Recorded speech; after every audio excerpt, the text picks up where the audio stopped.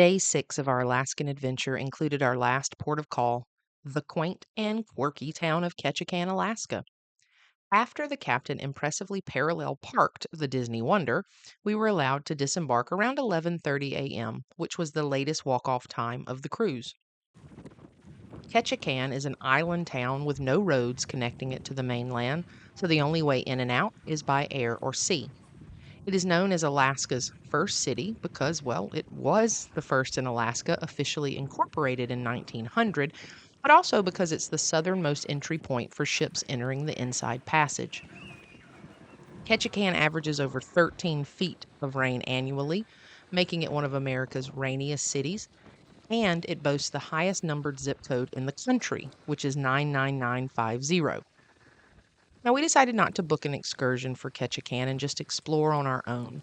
Since we'd spent over $200 on our crab lunch the day before in Juneau, we decided to hit up the Festival of Foods on the ship before we disembarked for the day. As we've said before, the shawarma wraps from Pete's Boiler Bites were a surprising delight. Only served at lunch, you can choose between chicken or lamb and beef, and your wrap includes all the fresh and flavorful toppings you could want, like baba ganoush, hummus, and even sambal. We rounded out our lunch with a couple of slices from Pinocchio's Pizzeria, and then we headed out for the day.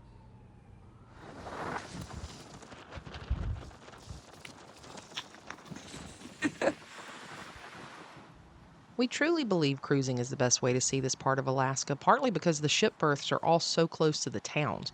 We were never more than a 5-minute walk from the ship to the heart of where we were spending the day. And it's sometimes hard to believe the Wonder is one of the smallest ships in the DCL fleet because there's nothing small about her. The vibe of Ketchikan is like if Skagway and Juneau had a baby.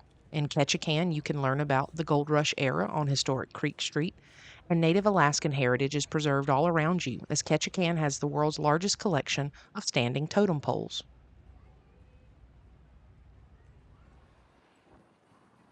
The entire little town of Ketchikan is quite walkable, and it's just a 2-minute walk from the ship to get right to the heart of town. And you're right by two well-known seafood restaurants, the Ketchikan Crab and Go and the Alaska Fish House. And you're also then only steps away from the most popular excursion in Ketchikan, the Lumberjack Logging Show.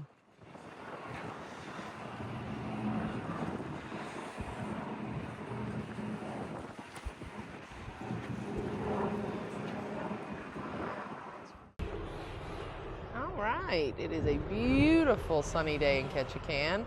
There is the Wonder, parked at berth 1. Oh, you can hear the logging show that we're behind. There was one show today, 12:15, hour-long, very popular. Hello, so that it's sunny and beautiful. This is apparently one of the country's rainiest cities. And this morning when we pulled in, it was very foggy and overcast. It was very foggy. It was very overcast. It was, I thought it was going to be a day where we weren't going to have sun. And see, we bring the sunshine with us, don't we? Yes, we do. So everybody's just been talking about how amazing the weather has been, and we can't argue it. And today it's a little breezy, so I still get to, hop on some layers, repping my team, which this time I looked was losing to Kentucky. I'm not going to talk about that though, because the fact that I'm wearing it means that we will win. Been very excited to check this out. We have no excursions today. We just decided to walk around, look around, finish up some city shopping, and probably eat some food, drink some drinks, ride some rides. Not really. Ooh, seaplane. So check it out.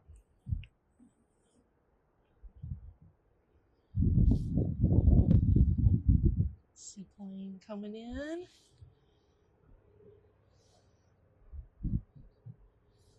This is also known as the Salmon Capital of the world. Sean and I have managed to try one piece of salmon.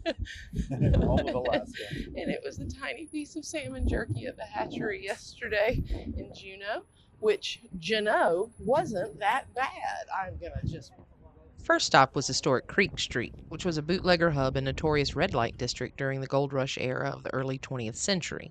Today, the boardwalk on stilts is home to a mixture of shops, restaurants, and galleries and is a great place to watch the salmon run. Almost every building on Creek Street was owned by women during its heyday, and while it was known for its brothels, the Star House was the only registered and therefore official brothel in the whole territory. You can see the owners listed on this 1927 Sanborn fire insurance map, and they're all women. And most of them were madams or employed in the sex trade, which is why its famous motto is Creek Street, where both fish and men came upstream to spawn. Dolly Arthur was Ketchikan's most celebrated prostitute who moved to Ketchikan in 1919 as Thelma Copeland and changed her name when she began working at the Star House. Dolly went on to buy the building at 24 Creek Street, from which she ran her own brothel until the red light district closed in 1954, and where she called home almost right up until her death in 1975. She was the longest of the ladies of the line, as they were called, to reside on Creek Street, and she did so in the same house for over 50 years.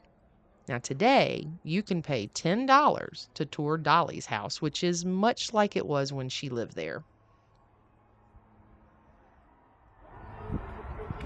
You can hear those folks loving that lumberjack show. What those loggers are doing.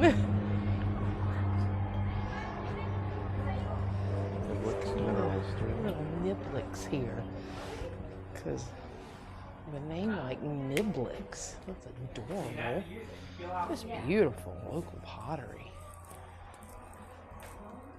That's where we try to And little boutique. local and made here, right? That's very difficult in a lot of these gift shops. So when I saw that it was made here, I was like, done. Exactly. Thank you for supporting local.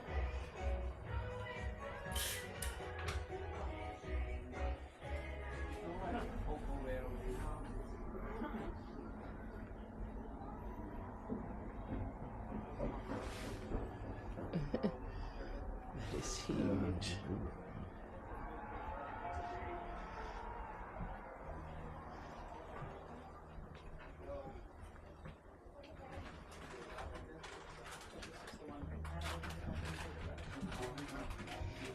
Beautiful jewelry.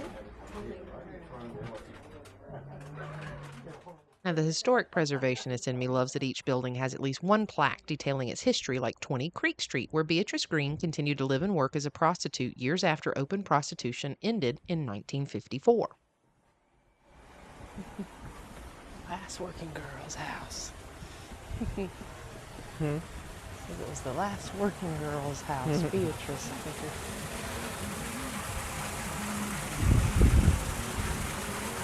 Fun.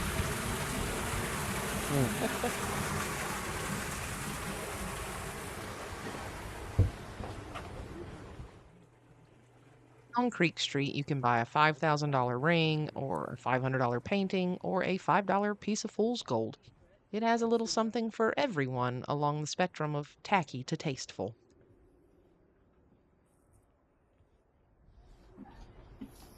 It's a really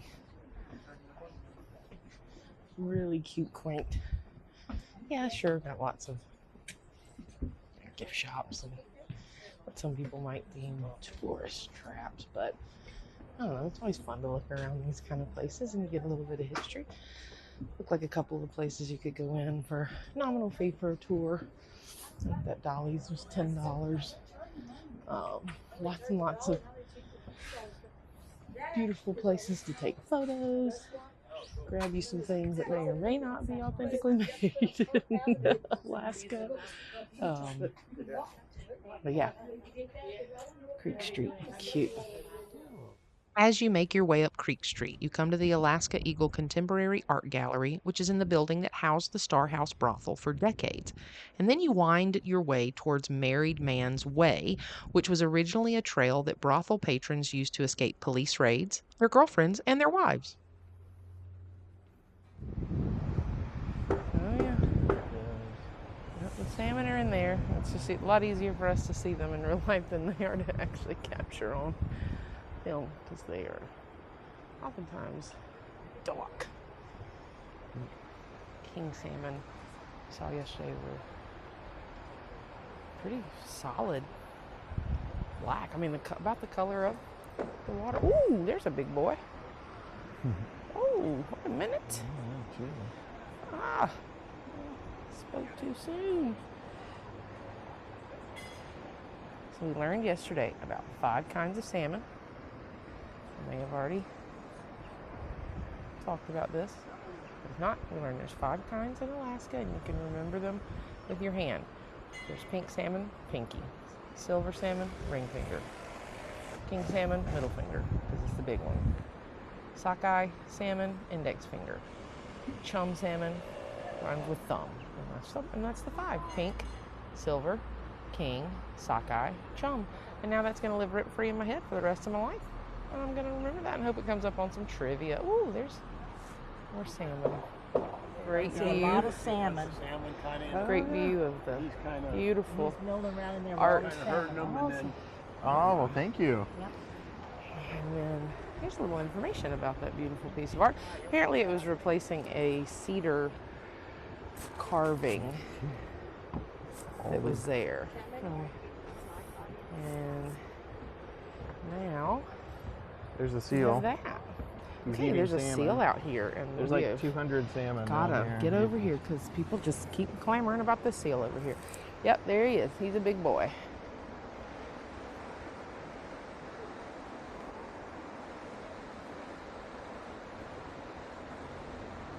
Living his best life, because I don't know if you can see, but most of that in there, that's all fish. That's all fish, folks. That's just tons and tons and tons of fish. And he's a happy boy out there playing around. Let's see if he comes back. I'm blessed to see seals now twice. Is that what you'd say, blessed to see a seal? There's a lot of fish in there. I know. Oh, he must be over here chasing some. He must be chasing them. All right. Getting higher up. Freak Street keeps going. And then apparently you can just keep climbing. all right, this is better.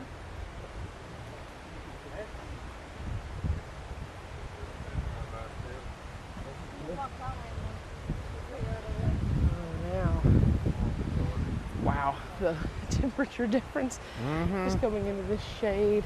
Yeah. Still in the Tongass, of course, Tongass rainforest, world's largest temperate rainforest, second largest rainforest overall in the world, but largest temperate. And it said, this is all from our wonderful guide yesterday, Shade from Grand Rapids, Michigan. He was awesome, our bus tour guide. But he mentioned that being the largest temperate rainforest keeps the winters here very mild, average about like 34, 35 degrees. So it's actually a lot like Seattle and Vancouver, because they're both still in the Tongass rainforest. Who knew? Now we do. Now we do. This, I guess, is what those salmon down there are trying to fight up. Oh, I see a bunch more over there, but Yeah. I don't know how those down there are going to get up here. It would be great to see one of them jump. But this is why they build the ladder for them. They're The trying to ladder. go upstream. I know. But wouldn't it be cool to see one of them jump? Oh, they're just, there's a couple over here almost got washed down. Oh, they said, no. Look, you're not today, Satan. Wow. So cool and comfy right here. It's getting a little warm out there. It's just beautiful here. I don't know. I really didn't know what to expect of I've never seen a river or Ketchikan. creek so stocked with fish.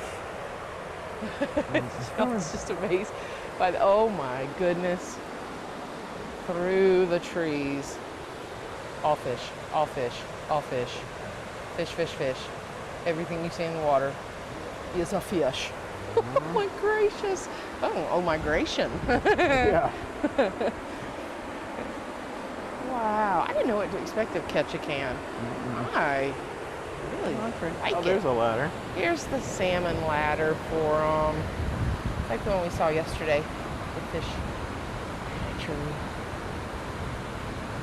I kind of don't understand how they get up it. I don't know. Jump up into it, and then they go up there. They and jump up the little waterfall there? That's where they naturally do. They will jump up that little waterfall. Right up in there. Well, I'll have to see if I see that happen.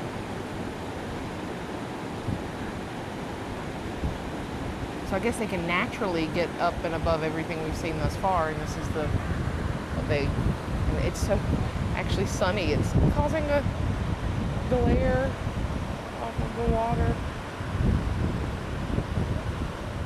All right, we just got off Creek Street and we're walking to try and find this Totem Heritage Center and came upon Upland Way. Seen this where there are actual streets in Ketchikan that are named and marked, but they're sets of stairs. So that goes way up, which is why this is Upland Way. Alaska. So quirky. But we're gonna see if we can find this Totem Heritage Center. It just had a sign, an arrow pointing this way. I don't feel like it'd be too far, but we didn't see on the map. We do see folks walking. So that's a great one. Here lies dead and hard the last time dog that pooped in my yard. Oh wow. Again, Alaska, tough and quirky.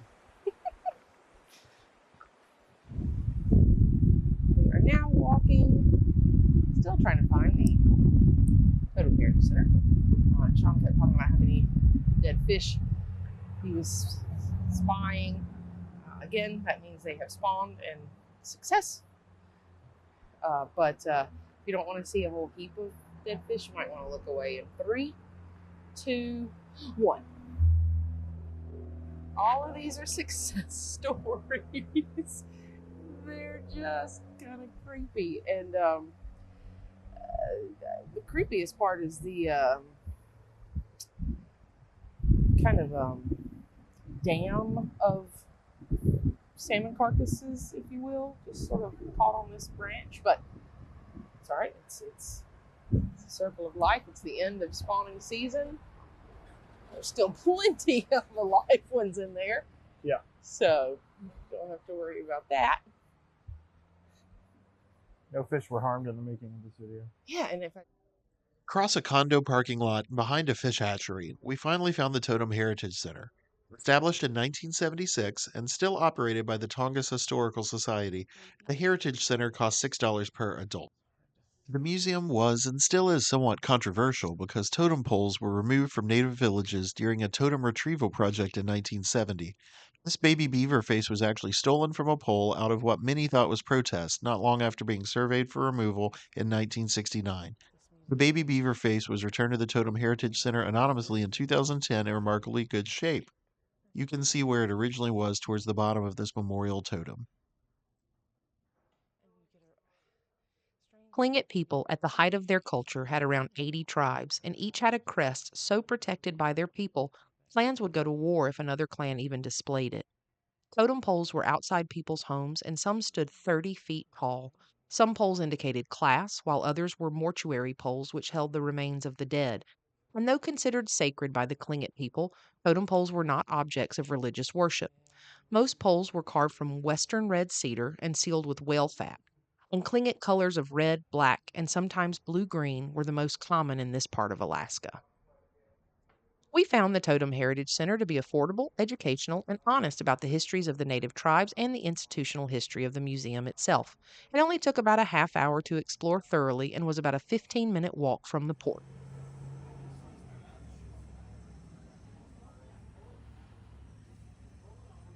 Our next stop was Bawden Street Brewery, where all the beer is unfiltered and brewed on site. I tried their rye IPA called the I'm Not Dead Yet, and beyond being a nice nod to Monty Python, it was a smooth, balanced IPA with a peppery flavor and a crisp finish.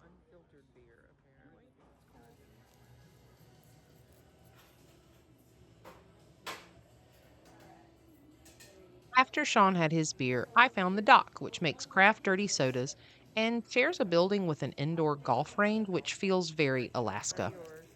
Now, Sean tried the rainforest, which was made with local spruce tip soda and marshmallow cream. And we are here to tell you that if you like ginger ale, you will love spruce tip soda. It was one of our favorite finds of the entire trip.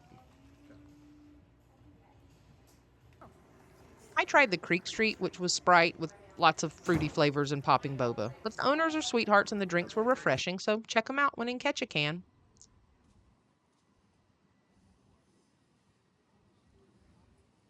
After hydrating, we visited the other museum run by the Tongass Historical Society, which is appropriately named the Tongass Historical Museum. It also cost $6 per adult and had a surprising number of exhibitions fit into a modest sized building. The newest permanent exhibition, called Ketchikan begins with a focus on the culture and community of Ketchikan today, with oral histories playing over loudspeakers and artifacts that focus on the self reliance of these island locals.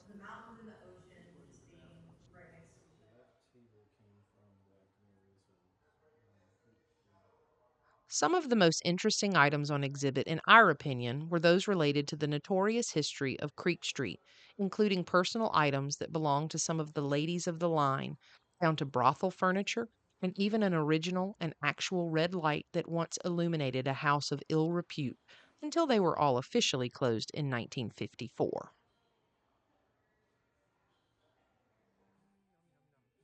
While shopping around in downtown Ketchikan, one favorite find was Ketchi-candies. This quirky and delicious local business makes many treats in-house, and they've chocolate covered everything from Oreos to potato chips. And their employee of the month is just adorable. Oh, if this just isn't become the best candy store ever.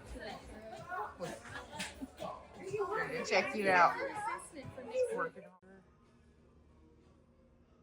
In Ketchikan, you can get everything from candied salmon to rock candy to giant geodes that look like candy. And before we hopped back onto the Wonder, we had to try a bite from the famous Alaska Fish House. We're gonna try some fish tacos. We had heard to try the crispy halibut tacos, and at $25 for two tacos and some fries, we were really hoping they were life-changing tacos. All right, the Alaska Fish House. Find the fried halibut tacos. We don't know if they came on the sort of crispy shell because we ordered them crispy, but we thought that's how we were ordering the fish. We're still not sure, but we are sure that those fish tacos were some of the best either of us has ever had. So yes, worth it.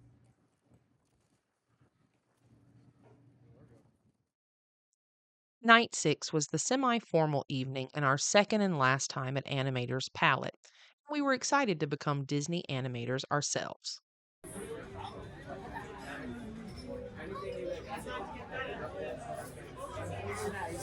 Look, looks just like me. Hair and all. You put hair on your head and no beard. Well, if you got a choice, I mean, put a blue beard on. You're doing the ideal.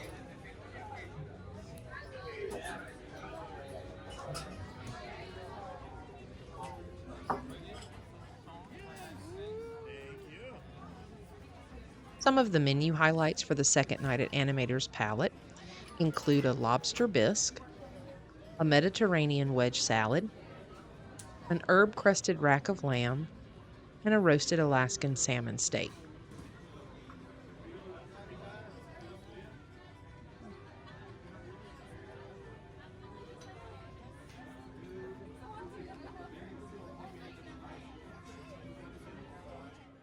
Bread service included a 6-grain roll with an onion and sun-dried tomato dip, which was all fine. If you like the truffle percettes from the first night, you'll like the porcini sacchetti on night 2, because they're basically the same thing.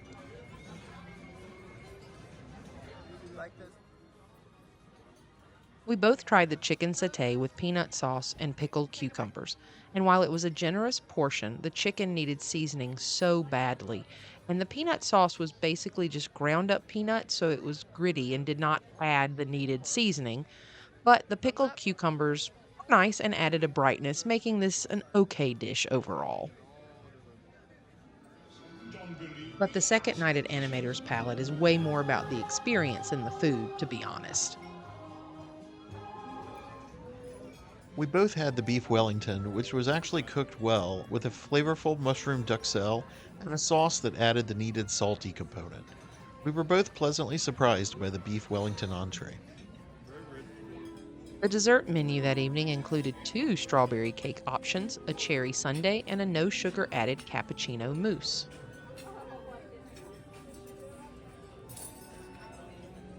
We tried the orchard peach tart with dulce de leche ice cream, the cappuccino mousse with raspberry coulis, and the chocolate decadence.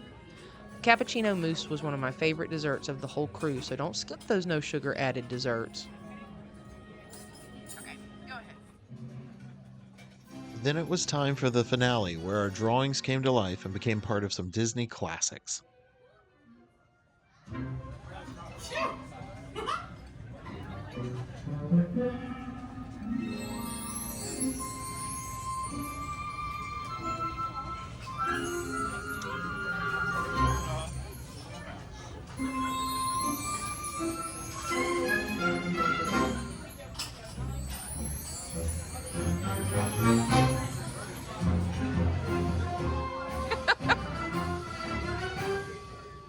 There's us. I look like I'm hitchhiking. I've got thumbs up.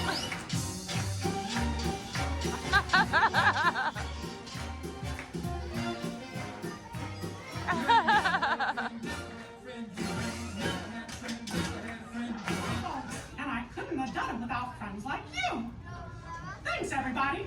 See y'all real soon.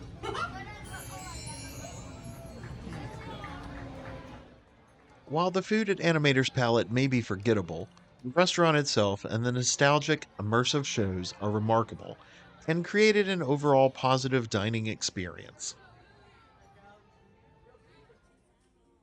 After dinner, we stopped by Azure Lounge for one more adults after hours, which included a game show called Seriously. This was a lot like the match game and not near as entertaining as Say What, but it was still a chance to see my favorite cast member Matt hosting and being hilarious. Magician John Armstrong was the entertainer on night 6. He held a family friendly show before dinner and an hour-long show in Azure Lounge for adults only starting around 10 p.m. John has won both the Close Up and Stand Up Magician of the Year by the Academy of Magical Arts and has been a favorite entertainer on Disney Cruise Line for many years now. We loved his show and found him to be a delight, both comedically and magically. And another towel animal means another successful cruise day in the books. Until next time.